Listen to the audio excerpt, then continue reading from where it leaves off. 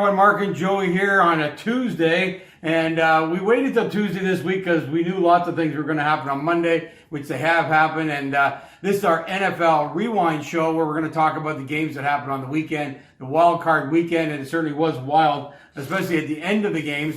You could have had a nap during the game, but certainly the ending was very exciting. Before we get going, I just want to remind you of the website, ultimatesportschannel.com. Head over there for a lot of posts on sports every day. I will apologize. We had technical difficulties for the last 3 days. We had not been able to fix, but it's back up and running now. So go over there, see all your posts, see our sponsors, all the information about the show. Take a peek at it every day, and you get all your sports news. Joey, let's start for the first game. Well, actually, let's start with our predictions from last week. I was just Buffalo from being exactly right that every visiting team would win. I had a nice parlay on that. The stupid Bills, a bad coach. We'll talk about that in the game. You were close. I was one off too. I only needed New Orleans to win. Yeah. They didn't win, so we were both 3 and 4. So pretty good weeks. We both predicted the biggest upset people will talk about for a little while now, until obviously something's decided in the offseason, which is Tennessee beating New England. Obviously, that was the big win of the weekend, and then everything else was kind of. Although, I guess, actually, maybe even more surprising. New Orleans was probably bigger. 8-point underdog Minnesota goes on to win, too. And New Orleans, a team that's battled, obviously, some tough losses the last couple of years. Another one here. First of all, Seattle gets in last week. They get a bye. They don't get that. They play Minnesota, who I said was dangerous. I didn't really pick them. I didn't think they could win, but the spread I thought had them was picked. possible. I tell you what, with Dalvin Cook as the running back and the defense, all that, we'll see. But Drew Brees, another disappointing season. A guy, unfortunately, just can't get it done in the playoffs. A crazy fun weekend. We were both very close to a perfect weekend. Yeah. And some big older quarterbacks going down. All 4-year quarterbacks are virtually out. The oldest one, he probably doesn't hear this very often, is Aaron Rodgers left. So we'll see what happens. Well, yeah, we're going to do that. Let's go game by game here. The Bills, we both agreed on the Bills, and they broke our hearts in the end. It was a tough battle all the way through that game. Well, I did take Houston by 3. That's right. You were in Houston. And they tied the spread there. I like Buffalo. I like Buffalo the whole year. Preach Buffalo. Actually, that's what I was giving you the gears on that. That's right. Yeah, so I preach Buffalo all year long, but I did go with Houston only because they had never played a playoff game. And Josh Allen had some moments where he looked like, more importantly, the coach had some moments where he didn't know what to do. The coach cost them the game. Yeah. There's no doubt about it. They were in field goal range. He should have ran the ball 3 times.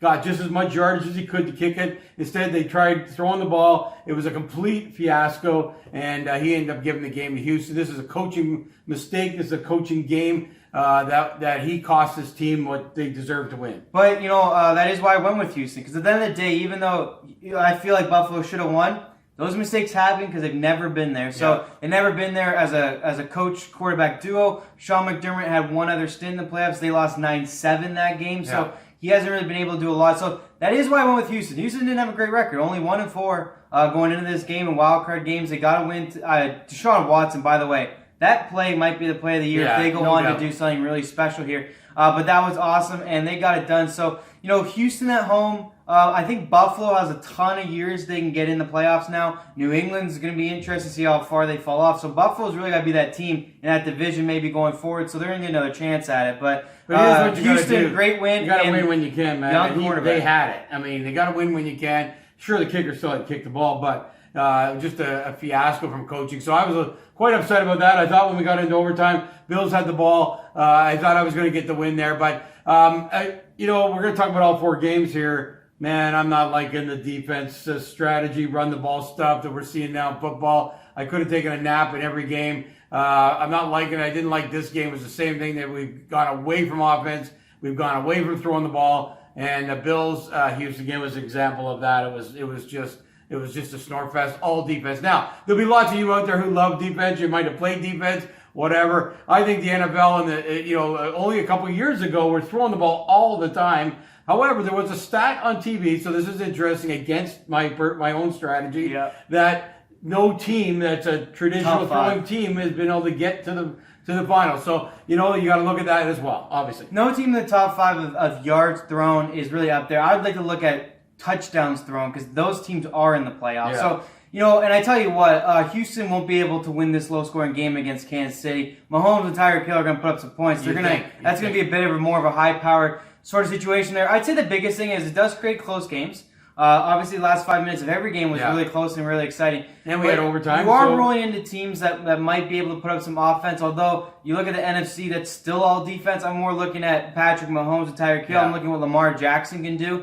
Although that game will be a lot of running, but lots of points anyways, hopefully. It is unfortunate the era we're in. It creates close games. They're a little boring in between. But we'll see going forward. Like I said, I think that's why I gave Kansas City the edge in the AFC, because they're the only team that can do both. Yeah. And their defense is stepping up, so we'll see how they get into it. We'll talk about that later. But yes, this game was a little bit boring with an exciting finish, though. Overtime. Couldn't have asked for anything better. Deshaun Watson moving on is probably the right thing for football. I think he should go on and face Mahomes. I don't think Buffalo would be ready to go another round. They look really panicked, and they made a ton of mistakes. So, we'll see. I think second round is going to be interesting with Houston moving on. I would have loved to see Buffalo for the fans. But Yeah. Houston, I think, is the more well-rounded team going into another round of Well, the playoffs, have a better chance. I think, I think at the quarterback position, they're better.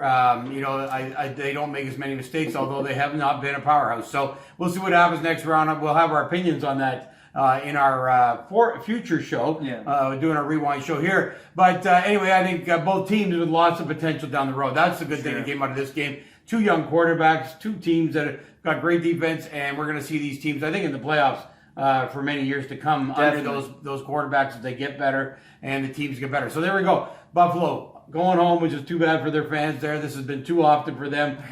They've only made the playoffs 3 times the last, since Kelly had them there 4 years in a row. I would have liked to have seen something. But, hey, it didn't happen, and we'll see what happens next year with them. Game 2, Joey, what do you think of Game 2? Yeah, so Patriots, Tennessee, I actually feel like, everyone kind of expected Tennessee to make this one closer, possibly win. So I guess it's not a huge shock from that standpoint.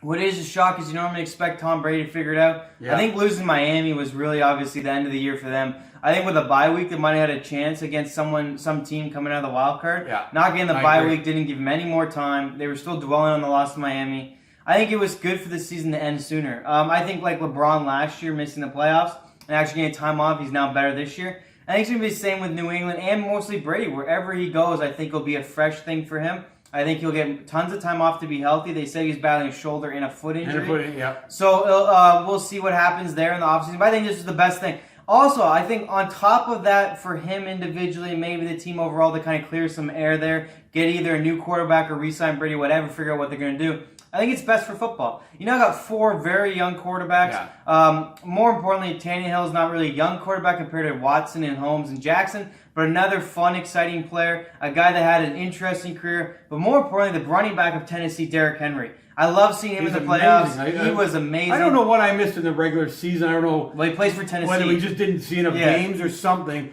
But he was just a machine. I didn't know this guy could run like that. So you got 3 of the best quarterbacks with the best running back in the league right now. So it's an exciting time for football. It's very young. It's very fun. It's these exciting young players. So I like that Tennessee got through. I think it was a good win. And I like that Derrick Henry carried the load, and we'll see. And we needed a change. We did. We need someone else go. Although I just love superstars have got that. It's like Tiger winning in golf last year, winning a major. You just want Brady to continue. However, this is an interesting situation because I think they stripped him of any chance he had to win. He has no receivers. They're all young. You can see there's plenty of mistakes being made by those receivers.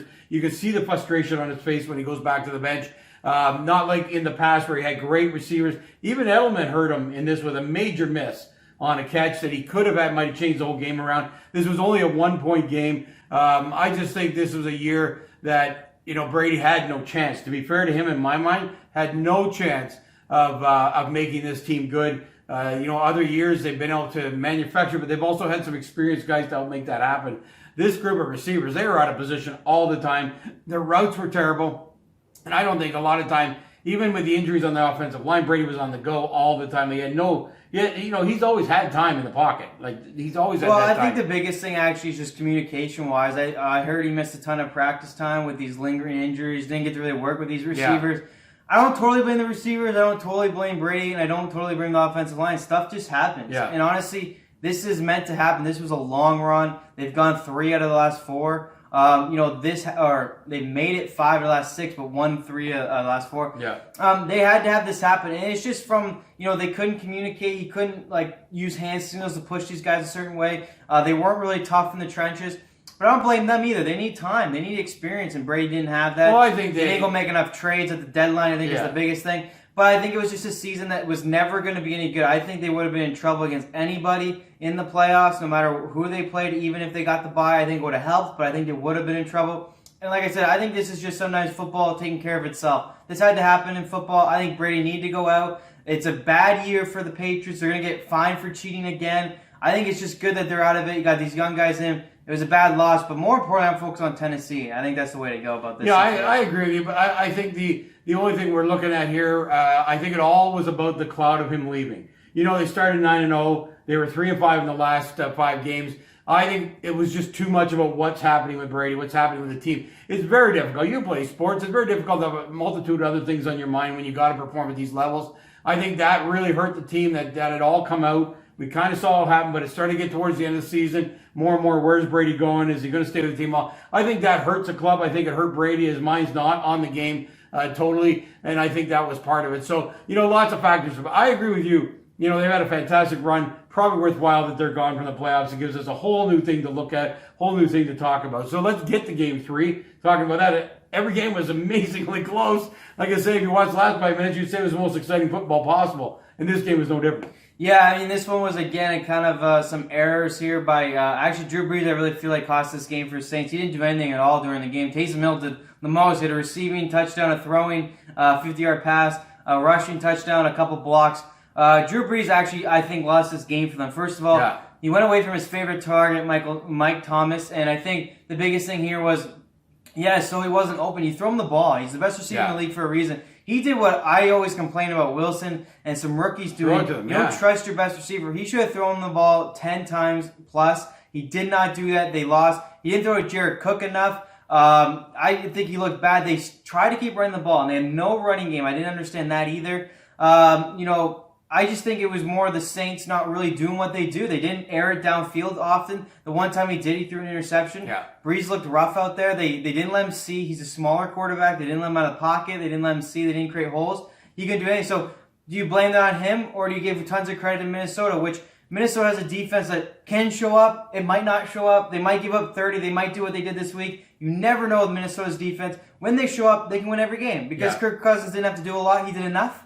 He has some big throws in the clutch. But he didn't have to do a lot. And, that's really the biggest question with Minnesota. But they showed up this weekend, and New Orleans did not know how to handle it. They couldn't do the play action because their running game wasn't working, so the team never was biting on it.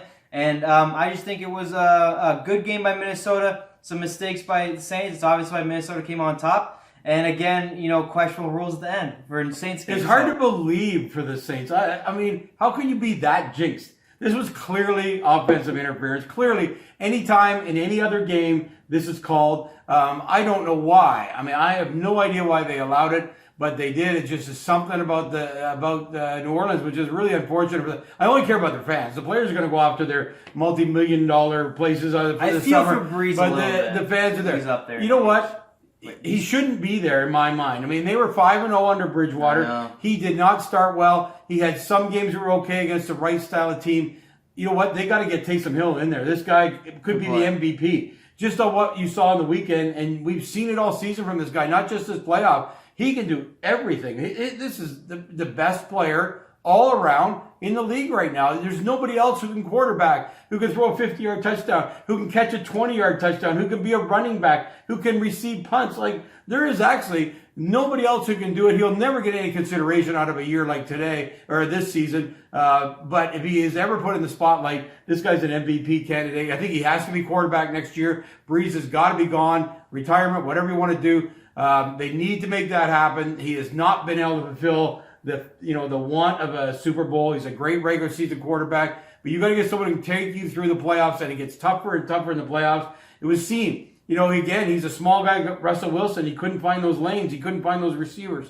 Like you say, Michael Thompson are open, but he can't see them, and he can't get the ball to them. It's been something that his line's been able to provide him over his lifetime, but the change has to be made there. I think that's got to happen. If it doesn't, it's a failing on the team, and I think that Taysom Hill is the guy to go in there. I know Bridgewater went 5-0, but he didn't look spectacular. I'll spend a couple more seconds on Saints and go to Minnesota.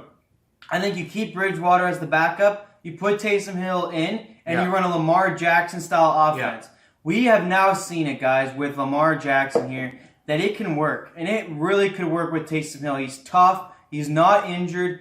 He can do the running. He can do the throwing. So you add him with Kamara in the backfield. They have exactly what Baltimore has. Yeah. I would still keep Bridgewater as a backup because as a running quarterback, you might as well keep Bridgewater. Yeah. Bridgewater is not going to get a ton of money anywhere else because people know that even though he looked good, went 5-0, he didn't throw up 30 points every game. Yeah. So I think you unfortunately, I think you see older quarterbacks are leaving now. I think Rivers is gone, Brady's gone. I think Breeze goes. You get Taysom Hill as your number one, Bridgewater as your backup, and you run a Lamar-style offense in New Orleans. I think it'd be great. That we'll see what happens there. I think that's a good way to go. Now on the Minnesota side, first of all, I want to say just because he won doesn't mean Kirk Cousins all of a sudden all that. I will give him credit. He's faced a lot of adversity. Yeah. And he made the key drive. It was a good game. He threw some monster passes down the stretch. That pass to Adam Thielen, as much as it was the receiver, it was a great ball right in his breadbasket there. The throw to Rudolph, I think it could have been offensive pass interference, but doesn't actually get called that often. Yeah. I mean, I count on one hand how often offensive pass interference is called. I'll tell you the biggest thing is the overtime rules. I would like to see that team get the ball. Yeah. I know they don't do it because they're worried about score, but at least for the first possession, each team should get it once, no matter who scores. Well, here and then go from there. In a game that's possessive based, which is sports, right? Like in baseball, you got a top of the ninth, top of the 10, bottom of the 10. Yeah. So you've got that in there. I would actually like to see in football, because of the kind of game it is, I'd like to see them go a quarter. I'd like to see them play like hockey does, where you play full periods and the first score wins. I'd like to see that happen here as well. I'd like to see in here, though, they get a full quarter. No, but I'm talking about here in this game, they got to get a full quarter because the game is so possessive-oriented that often the team that gets that kickoff is going to go down the field. I'd like to see something like that. It's definitely something has to happen. You know, it's kind of a joke in the regular season too, but it's okay in the regular season. Not a big deal. But in the finals, in the playoffs, I think you got to come up with something better that the other team gets a chance. But not. I think it's simple. Oh, they scored a field goal, they get a field goal. You just get one try each. Once that's over, then it's wide open. Yeah, I think it's simple. I don't think you need to worry about time at all. Each team gets the ball, and whatever the score is after that, if someone's winning, they win. If not, then it's first score wins. And if you happen to have to kick it off, that's your fault. But I think you should at least get a chance to tie that touchdown. Yeah. First of all, college does. It's a little funky. They do where they start on the 40. Yeah, I hate that. I don't like that. But I think it's simple. Minnesota went down, scored. Drew Brees gets the ball. He can either score a touchdown or not, and the game's over. If he scores a touchdown, then it has to be first score wins. But more importantly, I think it would make teams maybe go for 2 to get 8 points and then force the other team to have to go down. I just think it would be a little bit more fair. I don't like the rules. But I'm not upset with the call on the field of the offense pass interference. I don't think it was. I think that's a good thing because they don't call it that often. So to all of a sudden call it because it's under review and it wins a game. I hate when stuff like that happens where there's new calls just because of the moment. But anyways, back to Minnesota. And it killed the moment. Everybody's waiting. I know. The whole stadium is sitting there. The teams are standing there. So, you know, it's kind of like this anti-dramatic moment in the game there. That was the worst part. It was anticlimactic. I don't like it. I think it was a good touchdown. I should have moved on. But anyways, it was the right call, I think. Minnesota moving on. The keys are for them is, you know, it's not all on Kirk. He did good enough to get it done, but I'm telling you, they got other parts on the team that stepped up. They're going to need that again. But anyways, good win by them. Another tough one by the Saints. Let's move to the fourth game. Yeah, the fourth game, I'm going to let you talk because I don't want to do another Russell Wilson rant about the greatest quarterback to ever play the game getting 17 points and keeping it within range that we could have actually lost the game. Going downfield only twice. Both worked, so why not do it more? Instead, he does the Russell Wilson type game. Can't stand it, and their coaching is awful. Well, I'll start off with congratulations to the defense of the Seattle Seahawks, and congratulations to the team of the Seattle Seahawks. Philly was very difficult, even with Wentz going down. McCown, by the way, shout out to McCown. If you want to see what real passion for football looks like, go watch his interview. You know, these guys make a ton of money. Yeah. And I'm always the one who goes, well, you make a ton of money, get over it. He had a harder road, even though he still made a ton of money. You forget about the kids, you forget about the wife and the family, where they were moving all over the place. I just like to watch his interview to realize like 9 teams or 12 teams, I think. 12 teams, all these different cities. His kids, his wife moving over, never spent more than 2 years with the team. He got his first career playoff game. And even though it's not like he was a big part of the team all year long, he got to come in and have this big moment, this chance to do it for the city of He had Philadelphia. 3 red zones. He had Like, 3 he red could've zone won the drives, game. had a chance. He knew he had the drive, and on 4th down got sacked. Yeah. I just want to say, go look at that. That's passion. That's loving the game of football, and that's showing you the real dedication. Someone who you don't think puts in a lot of time, the time and the effort he's put in throughout a career of that long, the moving of the family, despite the money. That's a guy who wanted to do something for sitting on the sideline for 16 games. He actually came in, was better than Wentz. Yeah, and by the way, he was amazing. Not only better than Wentz, he took the shots to his body in order to try to win this game. Yeah. He put everything on the line. I just love to see. So anyways, that was a quick thing on McCown. I think it was great to see. Seattle got the win. They should have got the win. Which is what they do. They what just they do. get wins. Most one-score games in the whole year. And our MVP quarterback, again, 17 points. Seattle did Seattle things. You know, they get the win. They get the win ugly. They should have got the win. They're going to go to Green Bay. That'll be interesting, too. Shout out to the defense. Defense of Seattle has been notorious for bend, don't break. Yeah. Even with Legion of Boom, people don't forget this. Legion of Boom gave up a ton of field goals. Yeah. They never gave up a touchdown. That's what happened. That's what you saw against the Philadelphia Eagles here. They never gave up a touchdown. They allowed them to drive down, waste a lot of clock, but never give up a touchdown. It's a tough way to always play defense, I feel like, as a fan. They did a good job. They made a couple key stops when they had to, and then on 4th down, they got the huge sack. Javion Clowney was the most underrated pickup, I think, of the offseason. He played phenomenal, and so did Jordan Reed, Ziggy Ansah. That line has stepped up. They are dangerous going forward. They weren't very dangerous the regular season. He was kind of in and out with injuries, so was Ansah. If they're healthy going through, they're a dangerous defensive line. They showed it. They got more sacks on Philly than Philly had on us. We had 7 sacks in that game. Yeah. Very, very impressive with 2 quarterbacks that could move in the pocket of Wentz and McCown. So I'm telling you, that's something to look for going forward if you're a Seahawks fan. Also, KJ Wright, Bobby Wagner, they didn't allow the screen game, didn't allow the runs. They did a great job running. They allowed him to get down there and give field goals, which is what they do, right? They did, but they always stopped the run as soon as they got down there. They stopped the short throws. They stopped the big throws. They were clutch and that's what they do. They tighten it up as soon as you get into a red zone situation. So credit to the defense.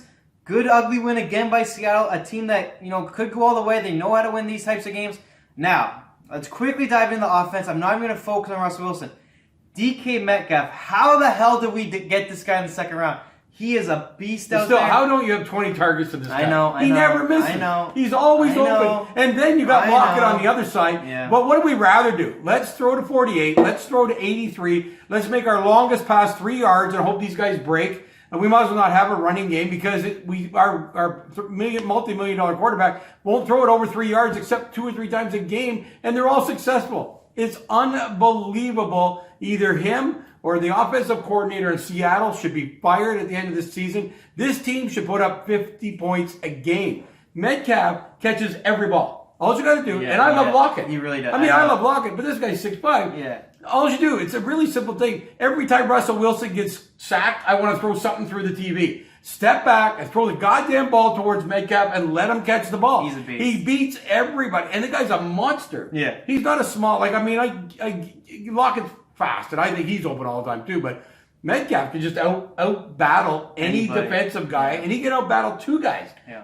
But Wilson will not throw the ball unless he's clearly open. Both of the long passes, he was miles open. 15 yards past their guy. Finally, he throws the ball. He needs to throw the ball to these guys every single time. Pete Carroll is the worst coach in the NFL that he does not get Russell Wilson to throw that ball downfield. I just don't get it. It's the most frustrating thing. And they're going to lose again. They're going to get massacred by Green Bay next week. We're going to talk about that in our future show. I'm so frustrated watching my home team. And we're going to have another one, but they're just not. You can't keep doing this every time and winning by 1 score. You can't. You're going to lose at some point, and this guy will not put points up. He will not do it. He is such an egomaniac about keeping the ball, keeping his percentages up, his quarterback rating. And if I could get through to these guys, I might fly to a city and get the announcers who go, it's all Russell Wilson. Who called the game this week? I wanted to just reach through the TV. Yeah, it's just like, oh my God. Anyway, that's another I kind of rant agree with you. on I Seattle. feel like they're not using beast mode enough. I like him out there all the time. They have Homer out there. Pete Carroll said in the paper today, we're going to use them more. Oh, you might have lost last week. Why are you going to use them more next Anyways, week? let's focus on the positive. Beast mode had a beast mode run that got us a touchdown. He's as good as he was. And that is why you bring him in. Yeah. He broke 3 tackles to get that touchdown. I absolutely loved it. The team loved it. 6 yards. I love beast mode in that area. He's worked now 3-4 times. you got to use him a little bit more, but they did use him in the times they had to use him, and he worked out great. But did you see, on that run, two guys try to tackle him? Yeah. He spins around and then dives in. I mean, that's what a real running back does. Yeah, that's a real running back there, and I mean, I think you use him more, but even if you don't, at least you use him when they show, which is in the red zone. He's a beast. He still got it, man. That run was legendary. It was awesome. It was old beast mode. But I am with you on Metcalf, but not getting mad at Wilson. I'm just going to focus on the positives of Metcalf. This guy, if you've seen his picture on the internet, is absolutely jacked. Oh my God, that looked weird. You talk about 6', he's so jacked. You talk about 6'5", with his vertical, he plays at like 8 feet tall, it feels like. His hands are ginormous. Credit to him. What a great season. What a great game. Keep throwing him the ball. He's amazing. Anytime one-on-one, I want it thrown to him. And then use Lockett too. The great thing about Lockett is I'm interested to see, I think Green Bay is going to focus on Metcalf. Will he come over and have a big game? I think he will. The combo is very good. They got to use it a little bit more.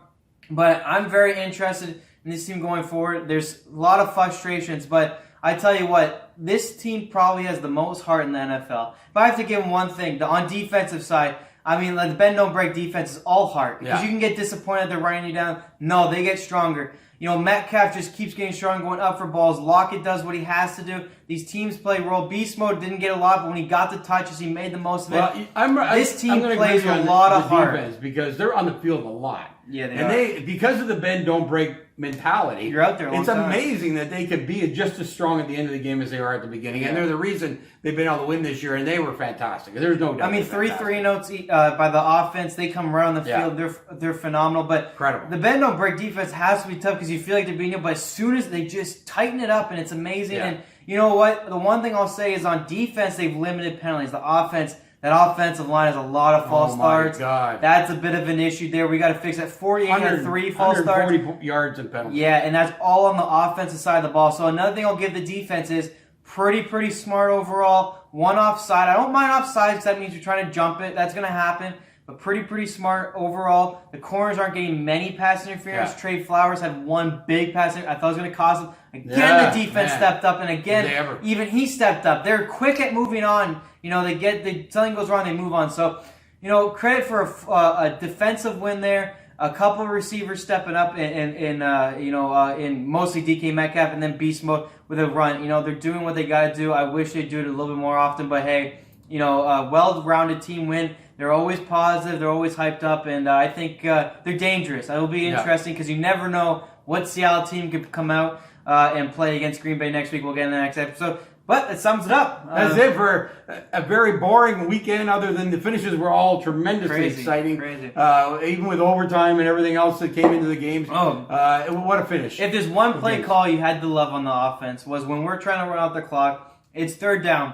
If we run it and don't get it, they call time to get the ball back. He calls a throw, but he does what you say. Threw it up to Metcalf, man. And Metcalf just went up and got it at midfield. But I like that play call. That was smart. The defense is bringing the blitz, assuming the run. They throw Metcalf. But the problem is, it says what you said. He just tossed it up there. Yeah. And Metcalf went and got it. What a catch. So what a way to end the game. Great call. These monster Great hands. call. I mean, if he goes for a ball, a guy cannot get it out of his hands because his hands are so big. Well, even that catch, he caught it, fell, gets up, and still gets a touchdown. Yeah. I mean, two great calls, though, there. Great plays. But that call at the end of the game, it was gutsy, but it had to be done because it won you the game. And I'm going to round of applause for that one, at least. That was a good one there. Well, there we go. A very big weekend. Now, what usually happens in the next weekend, we're going to talk about because typically the wild card weekend is usually wild. And here we were, 3 teams on the road, almost 4 teams on the road, winning those games, which is what we predicted. And it was, from an end of every game part, very exciting. And I have to come up with a new Super Bowl pick for the NFC. Yeah, me too, because New England was one of mine. So anyway, we're going to do that in the next show as we're talking about the second round, because we need to get to the second round to be able to talk about who might get to the Super Bowl. So there you go. Show's going to come up here in a few moments.